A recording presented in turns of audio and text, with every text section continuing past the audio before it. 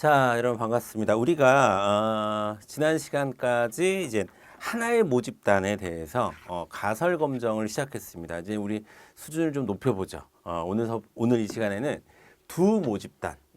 자, 우리가 물론 하나의 단일 모집단에 대해서 가설 검정을 하고 또 하나의 모집단에 대해서 가설 검정을 하고 두 개를 비교해도 되겠지만 그렇게 되면 굉장히 복잡해져요. 그래서 이것을 좀 간단하게 할 수 있는 가설 검정 방식이 바로 두 모집단 간의 가설 검정 방식입니다.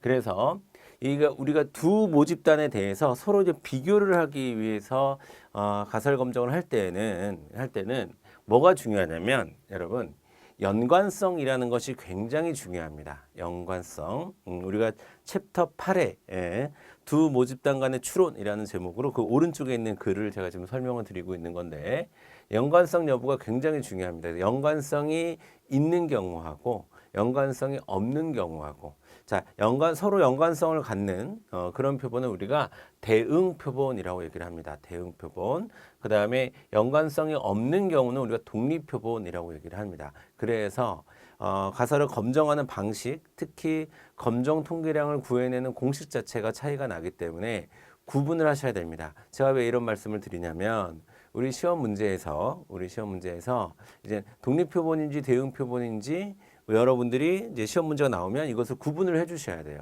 구분을 해서 어떤 공식이 어떤 검정 통계량에 적용되는 거구나. 그다음에 가설 검정의 방식은 어떻게 되는구나. 이런 것들을 체크를 미리 좀 하셔야 됩니다. 그러니까 먼저 구분을 하셔야 됩니다. 구분의 기준은 뭐다? 연관성 여부다. 요거 체크를 해 주시고요. 자, 그래서 이제 첫 번째로 이제 연관성 있는 것 먼저 보도록 하겠습니다. 232페이지의 내용이죠.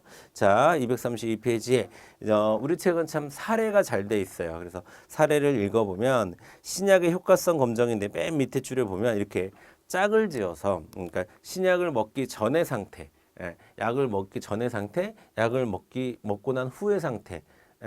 자, 이런 경우에는 이렇게 짝을 이룬다라고 보는 거예요. 그런 표본은 우리가 대응 표본이라고 얘기를 합니다. 한번 볼게요.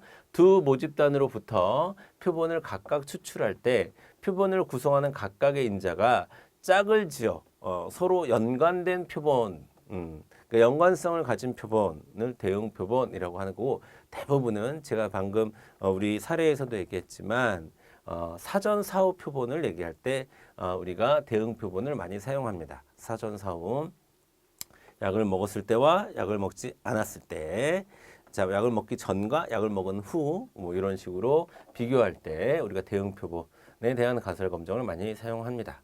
자, 짝을 지어 추출한 것이기 때문에 평균 차이에 대한 검정은 거의 뭐 하나의 표본에 대한 검정으로 간주할 수도 있습니다. 그래서 하나의 표본에 대해 두 번 측정한 것이라고 볼 수도 있기 때문에 이런 표본을 우리가 대응 표본이라고 얘기를 한다라는 겁니다. 자, 대응 표본은 일단 우리가 T 검정으로 하게 되는데요. 일단 가설은 전과 후가 차이가 없다가 규모 가설이겠죠. 규모 가설 차이가 없다. 그 다음에 대립 가설은 당연히 차이가 있다라고 볼 수도 있겠고. 자, 그래서 자 사전의 평균, 사후 평균 이렇게 얘기를 하는 건데, 자 이렇게 표현해도 되고 똑같은 표현이죠, 여러분. 자 마이너스 이렇게 그냥 요거랑 똑같은 말을 아닙니까, 그렇죠? 그래서 사전 평균하고 사후 평균이 같으면 차이가 0인 거고요. 그렇죠? 같다라는 말하고 차이가 없다라는 말하고 똑같은 거죠. 다르다라는 말하고 즉